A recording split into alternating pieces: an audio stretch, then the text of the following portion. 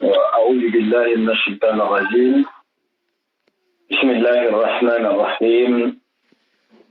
اللهم صل على سيدنا محمد نبي الأمي وعلى آله وصحبه وسلم تسليما كثيرا. Yang kanto giras kunda jamalu hal kontong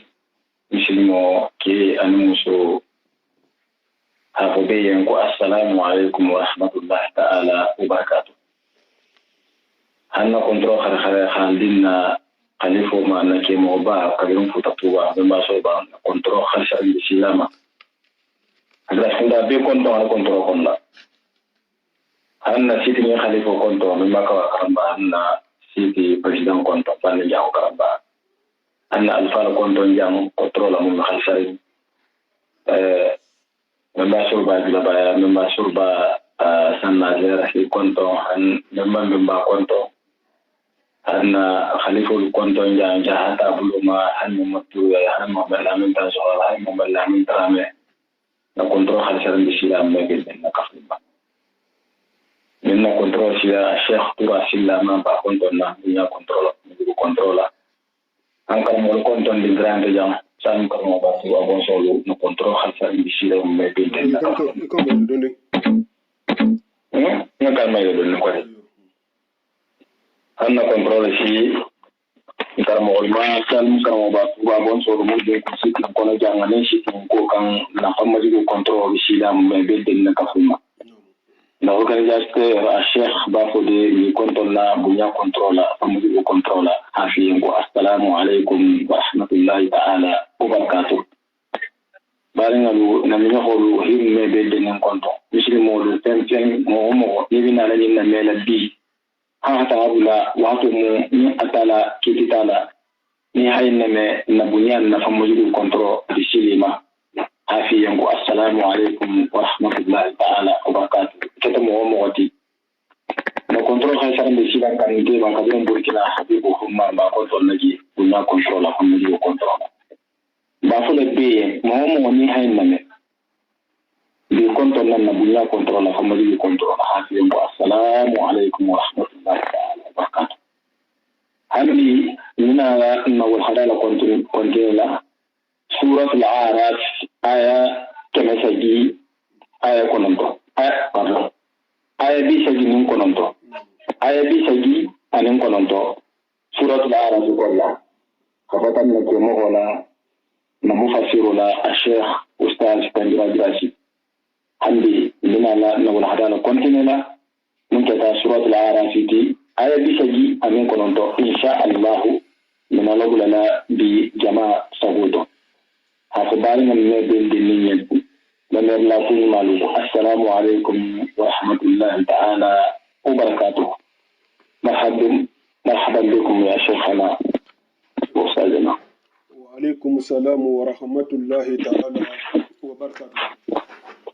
nake abarka almisrala ilfundunu mala kila farmo na barko insha Allah talibo da mudron hananarin hanawala hadatu sagi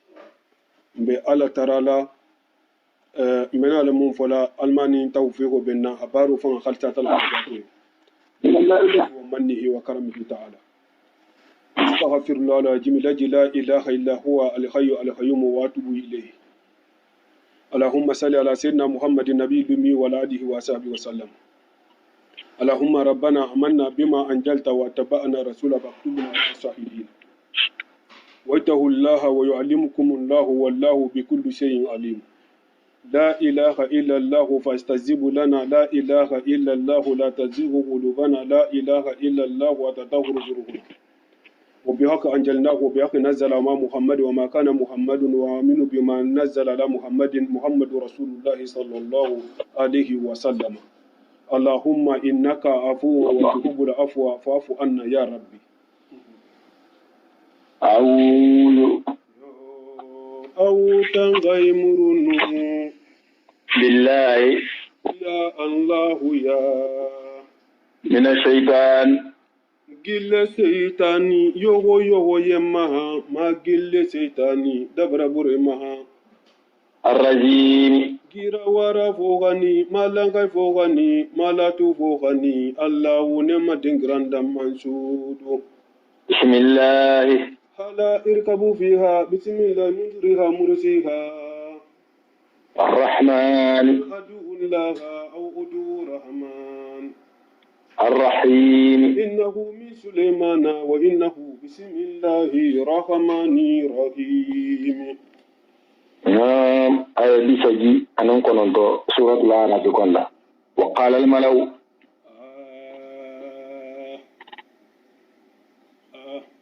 سنة شعيب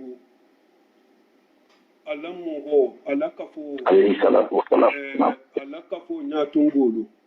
sena suhaib alayhi salam alakafo nyatungolo alamu jama wurugintelu wulo hanyin nefo الذين muhammadu كفروا ni kafiriyata من قومه sena suhaib la muholu to e kayin nefo inyohonye idan mala hanyin fo inyohon tema kuma kan hanyin idan mal hanyum fo inyohon nyang inyohon nyatungolu hakuntu tunyaro ke komangolu da لئن اتبعتم شعيبا ya kihi kali i kali la kali golenga da ha fo konni mo ko mum bulata konni ha jamar bato ke senna so ay buda senna so ay bu konni ha yamar bato إنكم wotu mo kitelu إذا mo لخاسرون i kali la kali golenga da ko tumo ko bata ke mo kasara dimiliti mo ko mebula senna so ay bu ko itelu la jero to fo mo ko mun kasarata atala dunna atala la tego to mo mebula ko fo mun kunna diata نعم فأخذتهم الرجفة kabiri ka kumo nyinne fo ihi nyokon na bang chena so agula ya maroma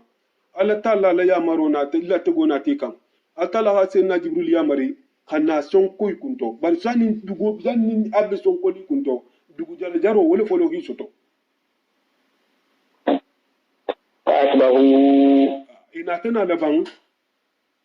جاثمين nyum gilalu ti kumbalin kun kai be fure ma إلى ila lolu kono الله أكبر الذين adala hadali akumba han kutuja ho muhumulu كذبوا mulu ka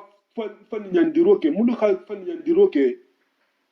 شعيبا sai na so aibula mulu ka aso ala kila ya to habko kila ntati mulu man so ama كأن لم يغنوا wolula bantale sate woto kine ne mamba du fan فيها sate wo kono hakki bitun kun banta ibele banta tew الله أكبر kine الذين atala hadali sile akumu ho mulu كذبوا mulu ka fan nyandiro ke شعيبا sai na so aibula كانوا kella na tana ke هم الخاسرين da fan ke ta kasar modi itele dungo ko mu la ta na so aibuko ko le kasarata atala do wala makite le kasarata bai tele na tana halaki duniya jan ikulu ko wala aljama itele kasarata الله الله أكبر فتولى عنهم kabirin ya hankato na te kan ibe kala gita sai na so aibu ahi ko ladi ila وقال akodun to wa hanyin ne bange يا قوم akatelu mo holu لا kadita alala قد أبلغتكم رسالات ربي ngam marigo le kila le salu male de marigo hanki mun kasabola nga be le salu male ngalu al ko de sunin tili wato mo mebe to gudo no danke no moto ma ja fa nga ke rasulati tide asanji bale kiko asan bale kiko de abi ko kila le sey hawatu wici jambale kiko kila le sey ndole sina so ebu ونصحت hawati jambale kiko de hawati jambale kiko de hawati jambale kiko dul ko sina so ebu atefanga anin sinna ibrahima tema dul ko bemba fula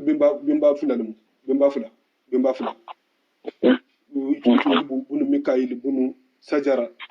bunu madiana bunu ibrahima نعم sai so to le petege mbemba mamadu almuni mala mala marisaho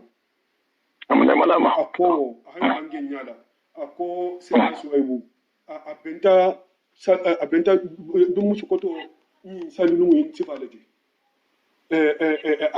jembento tiriko ndo hata konton godun na hankiyama ko parce que adin sa yilmo ikilase na so kele aba sa ni ko ka dum to besi ta ya si isa ta ditranga la besi ta itati na hanki nda na so kamaje ndata na so kamaje na duwala bola wolungo ako se na so ibu wolungo bange kenya ko se na so ibu ako ka ni be mo ko se na dungo ko la ko mo man se sutati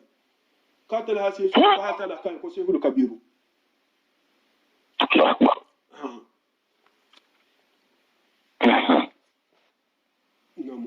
namu ونسأت sina so ibu ayin bange akunnan kuntu diale ngan de betu dia لكم alu yen baral man somma kuntu dia saranti bangati numo hoki kuntu dia yen num hero bela tegerima iya kan ya songama نعم فكيف akunyadi آسى nin se sunu nyadi على قوم mo holu da kuda كافرين nilu kafiriyata nso keno nyadi nkumo fe ye mame ni kala gitan jamunno alla kila hayno qala sallallahu alaihi wasallam aqulu akhna ankum min allahi shay'an al talabatu de nuwonte mekunu ali ala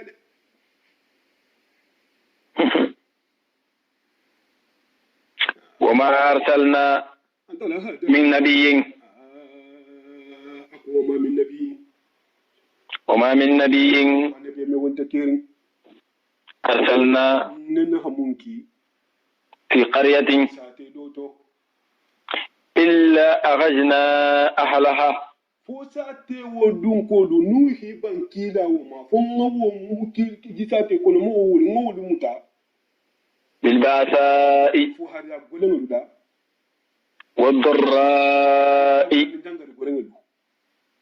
لعلهم fo sa nu toro man toro lati kan يضرعون isi dala ka sata la ya tubi isi son njale wudo kamma نعم ثم بدلنا مكان سيئة wakola ni ihi dala ka si wonya ningi la kuja ko wo ninga wo dingira ma fali yen haki yen herati haki yen الحسنة kunyumati haki yen firinta nin jate kende ya حتى أبوا hay bulu fengu siyata nemo siyati bulu ajidi ta وقالوا imi atala jansa de isi nefo قد مس آباءنا الضراء akodi ko قد مس الضراء akodangalo tunga ma ya rokele no آباءنا mfa koto du lambe mbalu mfa fana tu jangar lo وسراء so ni afana si soto nyimu nya hanjo to den ngana ila koto kunde nyimu na tirelle فأخذناهم altalla hadali kamba sena dugundi ye wolato nuwo tumbe jari bulula sa taki barantu ya ta yimuta بغتة habareto وهم khatra bi mutalatu ma atala fa bi mutalatu ma atra wo mo howlu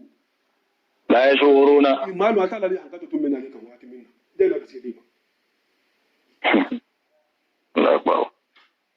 ولو أن أهل القرى Allah bangandi atala hadali akko muhammadu ba har na khataranu sate kono mo howlu sate ni na mo howlu kila mo na ta mulkan wonya آمنوا nuwal tun son ta almanu anila kila do واتقوا ibe silanta altala nya ihiso wo kafri ala na ala kutulu لفتحنا بركات nse hero bunda la kanu عليهم nse hero bumbala kadimanu من السماء nje sanse sanji hero bumba bon والأرض banko se fali finga bumbala fali mum nemoti ولكن tafsiro do to atala dalu ni mbe kasarin wolule la nu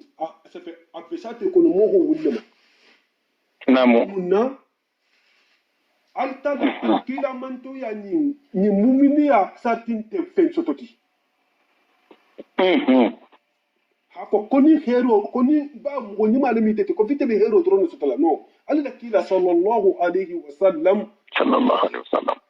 na aisha ta hayin bange kite ce kare kilin fulo kele wato dolu tabire tanga man dawo man don gila iya I balon de 24 pempim fulo jiya ni tamare Allahu akbar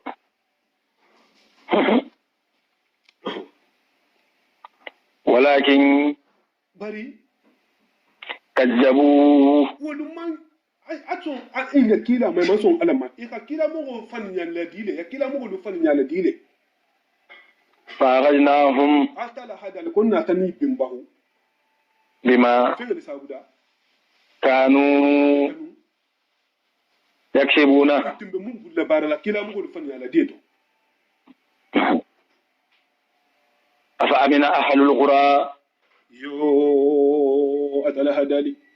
afo sate kono mogo nyidu mogo mulu mbie kila mogo lu fan nyalla dilate fo makangolu fo makango nyidu fi I halimani ala sotoba أن يأتيهم بأسنا katala li hankato hanay kan woni mani abeli yin hafa katala li hankato meta hanay kan بياتا suoto وهم to mo minna wolu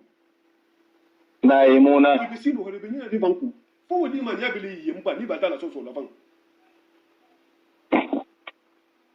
أو أمن أهل القرى fo sa te kono mo ko nyudo muni je altala so la te mula kila mo ko so te fo itu limani atay mane ba أن يأتيهم بأسنا ne ya hankato hanay kan ضحى tiloto وهم katara do to mo minna telu يلعبون ibe tulu le be batrante ya fo woni mani atum beli buluba أفأمنوا fo I halimani ala sotoba مكر الله atala la sin konto kononduma dongo la so soto na hayi mutakimi fo wodi man yala bi bulu ba katala titel mutalaba فلا يأمن مكر الله njahaze de mugo kemme li mania altala la tego atala la mundi mutaro atala la yankato la baro aso so lato mugo me li mania uma إلا القوم fo mugo min الخاسرون mun kasarada atala batulalu atala du nyumalu wuja atala batula hatre ibisila limfan ila baru fa be mutakan fanta mutakan altala batulalu wuja atala batule isatra ibisila nding fo altala fo bi le batu mutakan fanta mutakan ala so la isatra wala batala so la be ila tigri بالله wala akini algamal wucita filanna qasabu atala so be le limania ila tigri ngasaba si be le islam almungisila من الله أولم يهدي afo fonni mo lankene maba yahdi jang ya beta bayano la nyinina fonni mo lankene maba للذين mo hodi yin يرثون الأرض mulu be banko ketada mulu be na le sigila banko kan من بعد أهلها banko dun ko do kale gilin koda mu mino mulu to taje wonya mo anu mo mulu to banko nya kan fo wolu fanantum fo nyum man nan kan may ya ul fanan nyen tun numba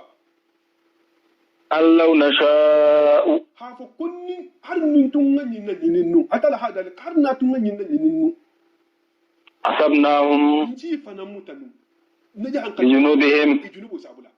mun nga do hal gi nyamena fi I malum mo mun nya kisite na min la fitan nji fa njo I fana mutawu nyani الله أكبر ونتبع na tampuro ke hadata wundo ke على so de قلوبهم me nyala فهم wolu لا يسمعون me ka wando ko wetu so fi ma de ko nun na le ni na be kele nyale wala hake senna umar ibn abdul aziz radiyallahu ta'ala anhu dondo e hawle manyinin ka ako senna ma'awiya ani senna ali temo ko jongo bato ya yin kai ne la ko yin kalbi mun kela allu dino nyanyini alkala khalla kisi wo yelo made allu ne ngala kisi ajun boma ina tana bunu ka ta sai boliya ani kila ni sai bolu tema sallallahu alaihi wasallam ani mun tamita makka ka fo do tema wotu go na ta do mo do na tana wuli jama'atu je ko bari ko fulan ka fo fo tumi kila torla kuna atte tum motinu tafe ko ka ne si obe to ban ko do safa ko maka do fa kila sena umar kayen a koy intele miroto ine tar la jonto wol floto kila say bulu ba fo fulan ka ful ba wo ala ka fulan ko yana tege muluma woni da hakila ne ga wonya kan do la tege muluma dunna woni jonto kila ma ida haluna tala tumi muluma na ni teme tati mudi hide amba woto altala na mun natige masatan to ka mo meli man ya altala ma na amun natige do na wol tege de na madu ko fula tala jonko na gelle man la tugo batel bulu abasa fansa gol fanato min Allah be ata la no mesel bak tilika qura adala hadali akulu musatiti muhammadu ba ate satil le joti de na khussu mbaka khanya boro ke alaka ite muhammadu ba yen me amba iha mun ki baro lula mun dun ko lu ki baro la sa te mudu tambita nin kila mo ko luna ti kan mun tambita ni la kila mo ko tema ate sa te wo dolli joti nga mbaka khawle ki baro si fayenten kila mo ko dudu anya hawle ko si faten folo ولقد جاءتهم رسلهم ولولا كيلا لونا تي كني بالبينات دليل جيسي أمان دليل جيلو تمر بلانكي لمارين فما كانوا bari iwo make mume kila muholu seke ليؤمنوا so kila mu uduma inarin ko le kan inin dalili gewo بما ni so fengo ma كذبوا so ya mun fan yandi من قبل dan min habulukum min hablukum من قبل dan ni ite benala dan ite muhammad ba benala نعم كذلك abu nyale ngowol sonde يتبع الله na mo ko folo wodi sonde men ngo data ko nyame ne to yibe da kila mo ma atala se data wono kitene على قلوب الكافرين kafiru sonde mela kafiru kilime son atala la kafiru atiga mo mo al mukandu la tiga lamma wala ko hatara آمين wala hatta ko hatara sal wasali ihdina siratal mustaqima ila muslimi ya fangantede lela sal wasali ya kala tarafasi kan silati ne al mun be kan la kila barkola آمين آمين الله ربي وما وجدنا من أحد man la hiditara لأكثرهم ife femba budu de latim ma fenti mikili ife mbatara la hidi latim malati وإن وجدنا أكثرهم ninni fe mbatara fo nyinde ففاسقين be fasu mun se ka fasu golle latim mala man siya da madin to ثم بعثنا hukumu banda tala asita no memo asita wulu la jumo wulu ajumo do made sina musa نعم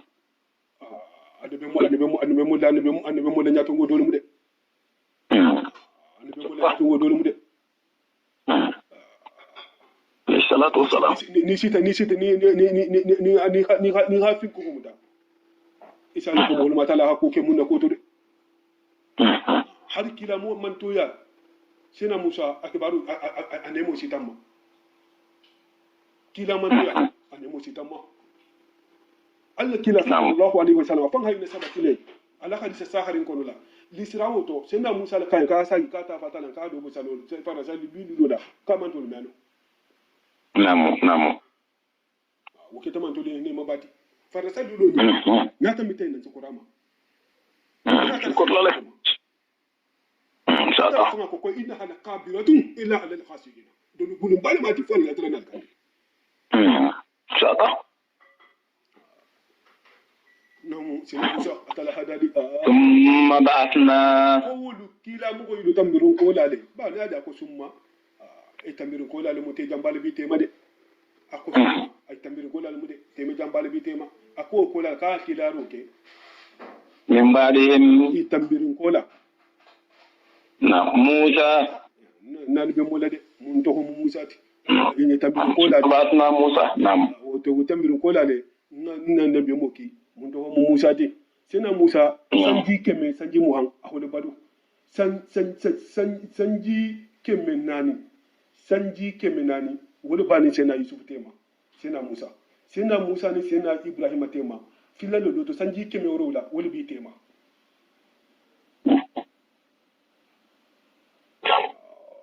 ayatina atala hadali akunga kinna ka wakulati dalilu siya mawdu wolle jama sena musa ma dalilu ke anda tema dalilu ila fir'auna dalilu siya ma dama dalilu do minke ala asa do ko mala dalilu dolti wal yaddu akonyo mu dalilu dolti akonyo la geya wasinina al mujaddabi anin sanjija wa mal dalilu dolti wa tufani anin sanji wa molana wa mal dalilu dolti wa zaradu ton anin ton labo wa mal dalilu dolti wal khumalu anin susu humalu ni dol sabo ko susu lomu susu mu jamandi woli mu koboti mun sedu nyoto hanotinya dol ko nyamoli mu mun sebula mu hokko ngoto wal difda'u dol ko toto fana mu ala dalilu dolati wa dammu yelo fana mu ala dalilu dolati wa tamsu halu da burho hakundu halu hamailama wa fana mu sena musa ala dalilu dolati atala hamun dama abe fin ko dal soro nyito fo tamsi wo fin ko dal suratu yunus al kono insha Allah na ala alini insha sama atala sena musa dalu kama karabana atmasa ala amwalihi Allah akbar mun tambi wa malai tambi tan firawuna temale muti atala haki do kan wa malai yo atala haki do ila firawuna atala haki firawuna le kan ila fir'auna na'am wa malai anin firawuna le mugodu firawuna ni firawuna mu alu haboliti atoko mu walidu bunu masi abu bunu rayan firawuna fa alasiloto mo dole togo mu ko firawuna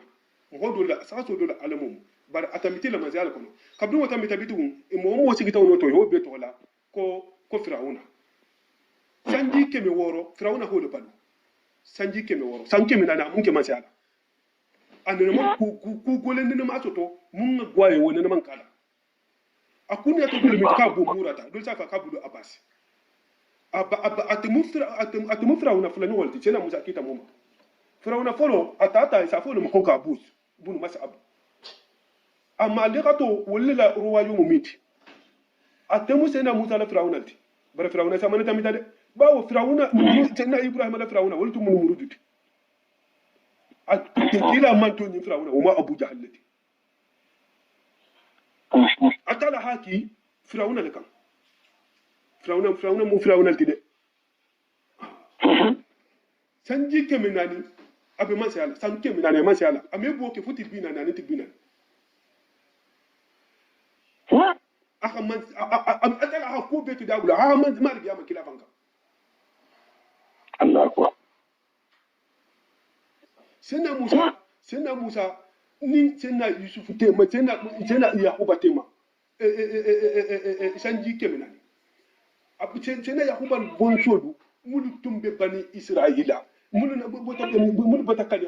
hana sigi misra sena yusufu jamano wolle jidita dinketa ni fulo ni dingilu ni mamaringilu wolle jidita sena musa be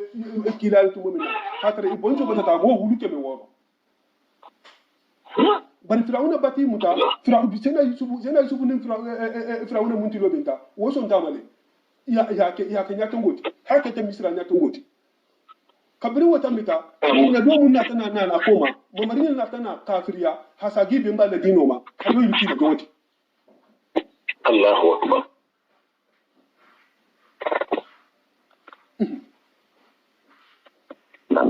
fadala oyo ila fir'auna atala haki fir'auna lekan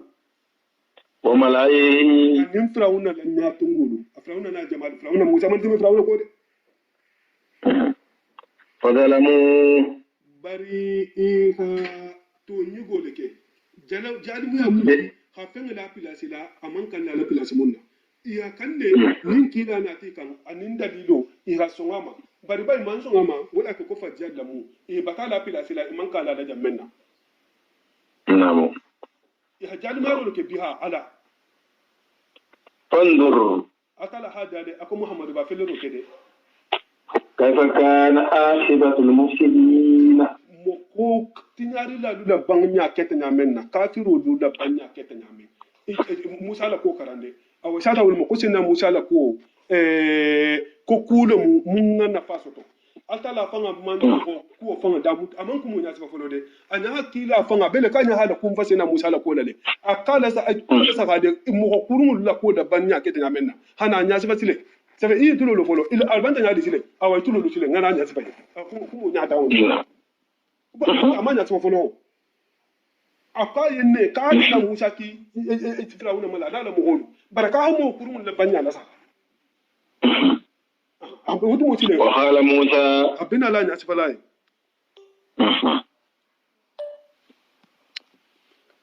وقال موسى أكل هذا لي أكو سنة موسى خني نبانجي كبري أكل هذا سنة موسى كبري هاكي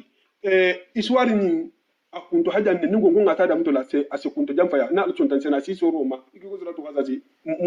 munja atukinona baranu si nyomfa sarle sena Musa bin Allah taala ha aki aboto Madiana akala haki Firauna ma anaringe asiringe Firauna ma akabange mun fayen atala nyawole to shagi hakumo le teriya akoje na Musa ayine bange يا فرعون أكيد فرعون إني أكنت موسى رسول أنت مكيلالتي من رب العالمين فتن دافن المعرولا إما سنا موسى بانجينا جي أدي سا بانجينا جي سالو فرعون تنكل كاتم على التي دول سافل كو إني رسول الله إليكم أنت على الكيلا أنا لكم bari ate ko Firawuna yenne ko inni rasulun min rabbil alamin ko ndum kila ta fatan dafin marugo la ba fanan bi dafin marugo ko no de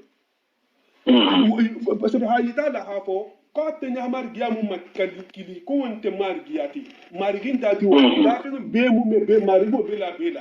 wala hake ko suratu shuara ko fa atiya Firawuna kiflo na ta Firawuna kan fa qula iflo ko inni rasulun ko ndum kila lati min rabbil alamin hafatan dafin marugo la bari da ba ta mu fa hafa ko sina Musa la abange bari sina Musa la bange wa ni sina Haruna la bidin din bange ni na ibera hafa namu ko ma rabbul alamin ko do mu da tinu ma rubuti bari wonde soron ko la namu haqiqum atala hadari akosi sina Musa ni bange Firawuna ye akonyi mbata ke haketi alayya ala أن لا أقول على أن لا أقول هافكم كنا فمفو على الله أتلا لا كوتو نده على أدم من دي أتلا لا إلا الحق فوتونيا أنت مفهم فو خادم من دي أتلا لا فوتونيا وبتك حقوتي كنا ممكن لا تفضل دافن بمارغولا تفهم ولا متمارغي كده فو مارغومي هل جئتكم مبنتنا لكم فنان ببينة دليل جيتي لربكم فتنا لما يقول حفكو كم كيلالتي نعم فأرسل يخلو كيلالو يا بولا روكي مي بني إسرائيل يا خوبا بون سولولا يخم بني إسرائيل كم مودو بيجامانو كان يهي بولا نيغا ساقي فالا جامانو ونيا فاقي سامي جامانو كان يبين بالا دوغوتو با ني بيجون يالا كيرجا يا ساقي كو يتا سالا باتونو نعم قال ولا حكي مو ني ما دينو atala menyina mo ba dinyaku ala menyina mo ba dinyaku de yoke kuma nyimena la tumo min khatara wutu mo tunta ala batu kan rawda li hakilo tinya hila nyina ila gino fangala الله أكبر قال فرعون كو إن كنت نعيترتا جيت في سنمتا بآية دليل دوتي إلى كلا يا ما حفظ كلا نميتي فأتي بها أنا تناجي إن كنت سارتني كتا من الصادقين تنيا لبانجي كان كيبي تنيا لبانجي كان نعم فألقى عصاه sina musa kabrin firawuna khanyi fa yin jammenna akala dokko la fay akala dokko la jolon فإذا هي ni ado ise do ngaje ise kitan dokko keta ثوبان sa bati مبين sa mu fanam bil ken mari sa fam fangal firawuna kabrin fa sina musa yin jammenna akala ko su abanu majan ko su abanu ko sa kumbaba akama suratu hasa sokono ko ka annaha janu ka be ki ko sandingo koto mu boda ko ko kala teriya ala teriya sanyi na kuna teriya ke ko sandingi ne bar ni ka je sa do mante de ka ba da fara do ma hasi do ma na hada laka don ko nyabi saki sa kabra khan do ko bula sa keta aketa ayele mata aketa sati sanyi mbe masila nin turo ba kun habada kotota ada bi goma ada la ta tifra na leta 600 ma fan Allah ari kotota ay alo leta sana asata mai likilin aki agiri ta firawuna nala muhulu la ibala ita su kono la jama ke tin wonto firawuna fa ki bori bobo tala wonno woto dole ko ka boke tin yake minan hatara même wo ke tiro kono fo tirbina Allahu akbar wonu to mo ko ketiti ñu konna parce que kabiri lo bang ko musa bina la firawuna ya c'est fait bena tele ko mo abita mi nyamena mo ko ketiti ñu na tawul ma ko buskila mo lu turti ñu na mo wulta ñu fula mo fata sanya sila nyabula sangi di takabita la firawuna mdal tena musa ha samuta sa kete do ko ta abu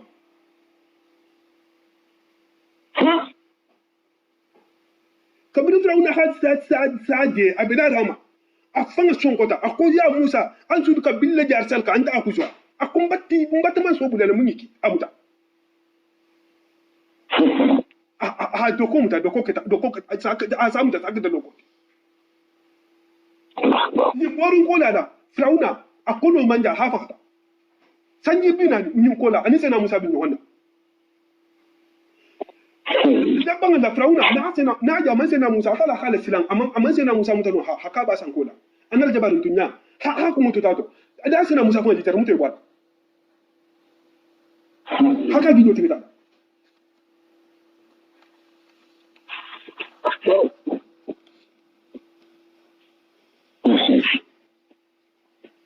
Allahu akbar ونزع يده ونزع يده aka konyo labo ajifola فإذا هي ni ha konyo je بيضاء ageta lew sina للناظرين ala sahala de sina bulabu na basa ha bange kona ha konyo labo tilo kaseti aseke ko ya turtula mana tilo jodo الله أكبر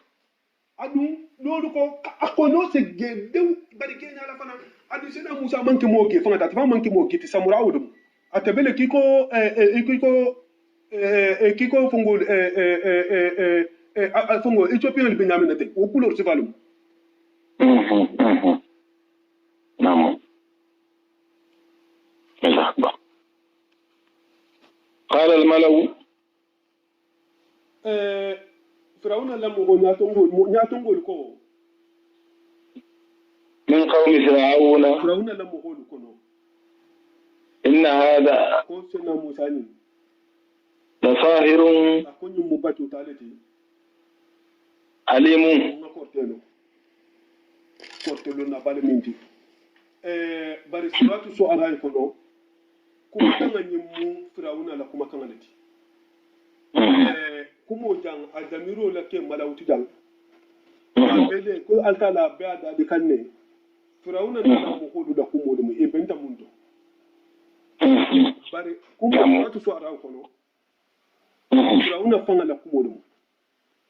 na mo ko liyen ibo mo tan nyadi نعم يريد ako imam kumo la banyaje akal adila diri min la أن يخرجكم akal labo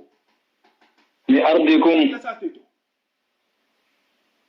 فماذا تأمرون alu be ya maro kala munna ba ko mutan nyadi ati bi to kala no mata be mo be ni ka jonge ba ko mutan nyadi قالوا ibenda yimne to ibeko أرجه akoy ka sena musa ki habula surveillance la hamuta sabe hatuya indabla ka silade bari hatun kan tay yakwa kan tay buri وأخاه na tata وارسل wato mo firawuna hakilaro ke في المدائن telu kono la porte tugo حاشرين holu mulu be porte tugo madenna ya ta porte tugo be kama sa te porte tugo mo ni mu ko ni porte tugo mu ibe hanana ihana beti kama ihana ibeti ikama نعم يأتوك ni wo kete sene kan بكل ساهر batu ta mu be beti عليم ka tuba ko te don don ibe sena ibe sena Allah mo ko to mulu hasiya itele foro to ko mu ngasa sena musati batu ta londo la نعم نعم وجاء سهرة firawuna وجاء سهرة فرعون firawuna la korte lonnalu nata firawuna la korte tugolu be nata قالوا kabiri be benta bera kilin kai ni sena musa inni hibuti ngo mu me be la teto ni la sa te kono mo mu me be ibele nata i kabiri ibe nata i ko إن لأجرا afo ko sara bele ba لنا ntedula إن كنا sartinin tata ke نحن الغالبين ella musa no iben sara lamunna sara bilenna قال firawuna ko yen نعم akiyo sara baba la وإنكم al sara fa be ko la tedu لمن المقربين tara la mo ma sutu atele be sutu ala na mo ko beti na la musa mo no bi amba tele sutu ala na khasa mo ko beti mo ko folo mun be dunna kanisa wel ta tele mo ko folo mun be la banna bola nya tele mo akhira ta ma ke kula ça fait i hajun ça fait i hakil fa to jamne mo nin kam la fi to ja hasena musa mo قالوا batuta mo ko nyulu i hadaji go mo ya da mu ta kabirin janne i ko يا موسى kiti musa إما أن تلغي bamba ti berato imma i folo hila do ko fayi وإما أن نكون ni on tentela hake نحن ntelu الملقين na portelu faylati suwa bi bulla ni folo le sita fayba ni telefoni ni sedi na folo han ta fayba suwa bi bulla i ha yamaro tu sena musa kon i hadaji mo da mu ta kabirin non ne نعم قال sena musa ko yen ألقوا akalu la korte ala fay ala la korte fay ala la korte fay ina ta korte lu ti wolungo korte ina ta korte i korte tuwo nata de dolu ko korte tugo mun nata korte tugo mun nata no wolungo korte tugo mun nata je wolungo dolu ko mo wuli tan anu fula dolu ko mo wuli bi woro la mo mun nata e beni la korte الله أكبر e beni la فلما tumo minna ألقوا ni khayla korte lu fay hila juloni ni la yido kolu ila dabari feno li habe fay سحروا أعين الناس iha mogolu nya korte wala iha mogolu nya korte ila korte wala ala hajigo ba mogolu nya be munne ila korte la wonda ala hajigo ti bar fen masila nin saban ila korte lu kawo imati ni واسترحبوهم iha jama be la silan jama mun kasabo na ta hibe la silan korte ila silan nyin nin sita hanse na musa fa ma atala fa hada le dingra do to ko fa ujasa musa khawfan so fe sena musa afan jatti fa silan tale ila korte el fayrin الله أكبر وجاءوا inata بسحر kortel toluwo عظيم kortel wala habunde wala hake karankutuwo rahimahullahu ta'ala رحمه الله واسعة ahayin bange akoni mun ko kortente kere non ko kortente fenti kibata kafiriya kata ko waja'u bi sihrin ajimi inata kortel ti woluwo mun ngabu mun ko fana ko kortel se kuno la hata kala mandinya akiban da kafiriya kata la ko ma hum bidarina bihi min ahadin illa bi idnillah naam wa hay inata korte inata korte tiwulmo korte tugo dron mo kholu ko dolu ko mo wutan la ko mo bi woro la ko mo bi saki ya korte fa yonke do l'escandaria ya le korte fa yonke l'escandaria ya korte fa yonke naam l'escandaria naam ala ni mo kene sama do no ya korte mo fa ya sosi ni mo kene sama do no asosi Allahu akbar wa awhayna atala hadali akunna tanan kila inna wahayuki ila Musa inna Musa kan atala hadali aka wa kala nabi Musa alayhi salam an alqi asaka akun ka yin kila dokko fayde ila korte maje ila kon dokko fay maje de tayahiya kabla dokko fay te dokko intra talaqaf apaka kunu noke ma benela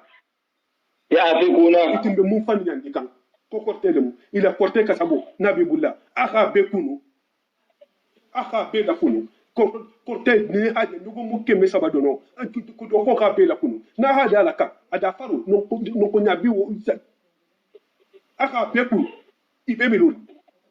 hagidi mo holu la damme nawo mo wol keti ni honto dolu ko wulum ko mo wulum mo anilu mo fata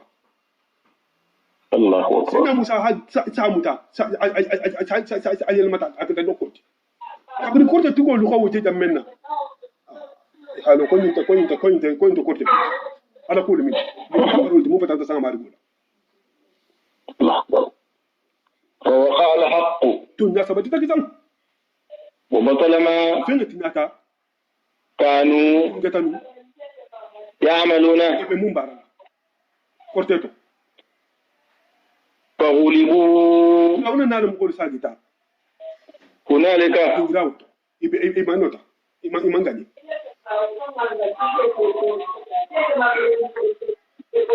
وانقلبوا isagita ساخرين ibe do yari ila banta do yafet نعم ولقي السهرة korete tigu kotolu korete tigi kotolu bitigu la korete tigi abata bam bitigu bata kan wo tubiri ngite korete tigi kotolu wolu na kana boy ساجدين sujudu la ta sala kabrita قالوا isunta tun nyama iko ko nyinte nya ku mi jete nyinte korete kote ni mu atala kunti iko آمنا akonto bata tun ala diro ke mata so برب العالمين da finga be mari goma frawunan ta alati da finga be mari goma ko mari go mata so رب موسى wani bu Musa mari goti وهارون ni Haruna نعم الله أكبر inta bata so قال فرعون Frawuna ko آمنتم afalu son talaba به alkin da Musa ma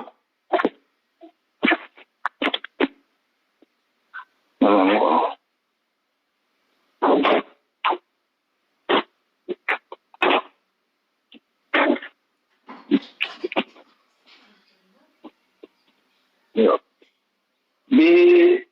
sina Musa ma Frawuna ko ye ko Qabl- alkin da Musa ma قبل أن آجن لكم man dinya duma gandin bidin yala duma ba Frawuna na miro to mo man kan ku kele sa te woto atamman mun fo ate Naam. ke to so isale jabarin dunya ta mumma sai atele miro to mo man kan ku ba ko da no ka ku do decide atamman mun fo ko ni so to sai na Musa ma ka ta man dinya ima dinya ne ni folo إن هذا ila so mun yin kila so mun yin mun jenti لمكر ni mun ku to be dinati نعم مكرتموه ni sai na Musa bin da mun to be نعم في المدينة ku ti sa te to لتخرجوا c'est le boro ke منها hibutu sate ko no je أهلها sate ko no dum golla فسوف sai wajibi salo sai ndo تعلمون. isano atana mun ke dila نعم. لأقطعن أيديكم rauna ko yen kasi ibudo lu kuntu نعم. لأقطعن أيديكم akko ahi kali kasi ibudo lu ati ko no lu kuntu وأرجلكم ani itundolo من خلاف abu non ko to na mun bulu ba ko no kuntu ho mara tundo ثم لأصلبنكم ko la ka bi ganganale anti mo lawn hif ade abi ganganale أجمعين. ibela dendimo قالوا wala ke ibnu kathir kela ko ako kasa ho mahi kasa ho man ulum sawo manda hi tarle ibe jalan ibe ko ko tugo tilo ite hi tara ibe tu bi ri wala hi tara ke be se de fure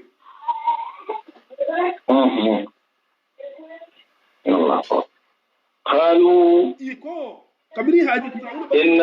do kelila iko ayo ko itelo منغلبون ki be sagila itelibe la rin na firawuna hi fahaba firawuna mi fahaba be sagila إلى ربنا. argo kan sa ko to bayina mawto ahi fa نعم. وما تنظم ikayen ki man dimmi منا keluma ku ko jento إلا أن آمنا yin de bamban da so بآيات ربنا margo da kawa ko لما mo minna جاءتنا ربنا. nana ni atina nana tanka نعم. أفرغ rabbana صبرا rabbana ربنا ربنا. yani ya rabbana ita margo wo ita tara tara tile أفرغ صبرا sabaro je bon علينا tulu kan tumo mina ni firawuna bin fahalan kana fisa da abudino to وتوفنا yi kan sato la timma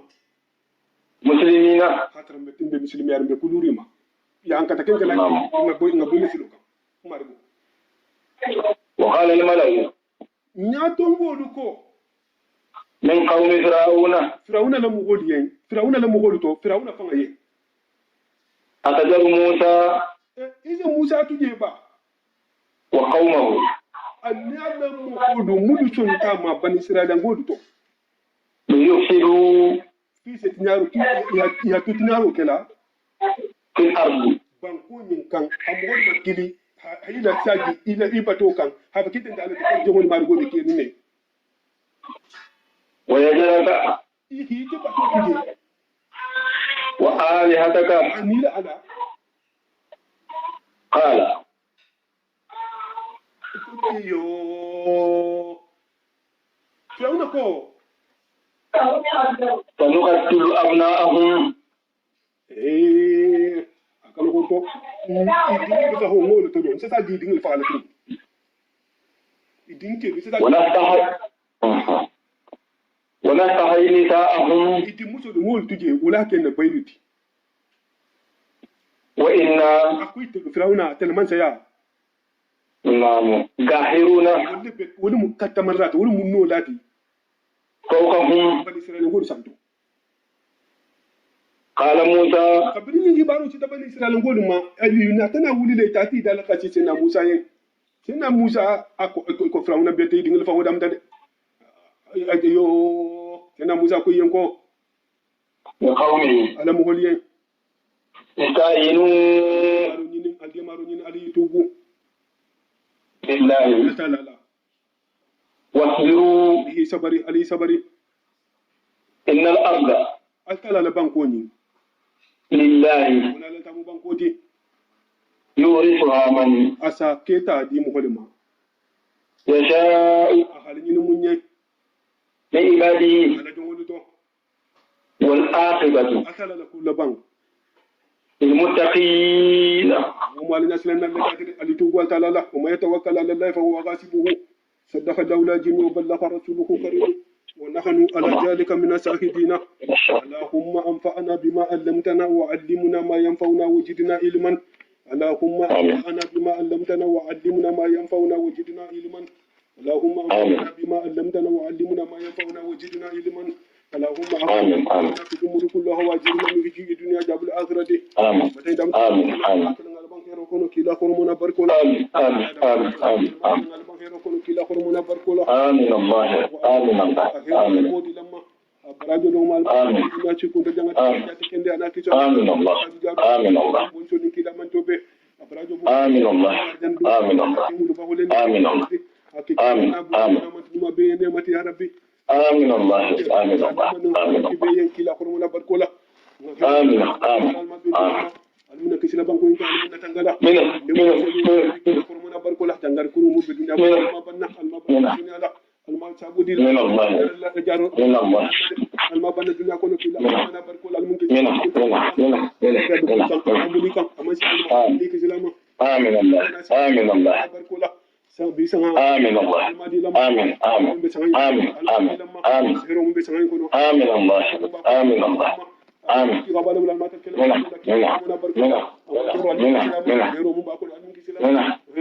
من الله من الله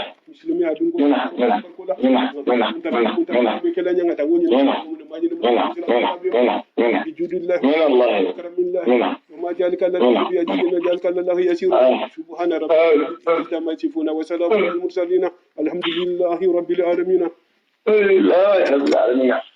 آمين بارك الله بارك الله بارك الله من كلام شيء لا والله بركوته جاب كندي المادي جاب كندي المادي حاجة وما كريه شيء ما جاب كندي كلا والله بركوته أنا مو شيء تاون بالنبي اللهم صل على سيدنا محمد صلاة سيدنا محمد الأحوال وتقضي لنا بها جميع حاجات تشفنا بها وتبلغنا بها خيرات من جميع الخيرات في الحياة والموت برحمتك يا أرحم الراحمين يا رب العالمين. سبحان ربك رب العزة عما يصفون والسلام على المرسلين والحمد لله رب العالمين.